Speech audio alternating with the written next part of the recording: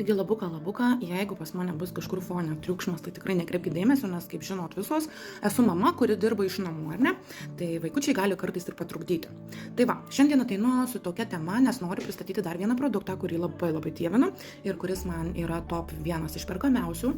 Tai yra blakstienų tušas.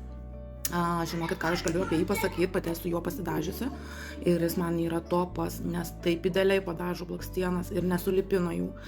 Tai šiaip iš tikrųjų, ką galiu pasakyti, šiaip rašo, kad jis yra neatsparus vandeniu, tiesiog nerašo to, bet jį sunku nuvalyti net su dvifaziu valikliu. Tai yra tikras išbandymas, kai jį reikia nusivalyti. Prasme, su paprastu vandeniu tu jo be šansų nenuvalysi. Tai va, tai tikrai labai noriu rekomenduoti. Taipogi yra galimybė įsigyti skaidrų vandeniui atsparų tušą, kuris tepasi ant viršaus šio tušo. Ir jeigu tave domina ir norėtum įsigyti, parašyk man arba pakomentuok ir aš tau pati parašysiu. Taipogi būsiu dėkinga tiem, kurie paspaus širdelę ir aišku mane paseks.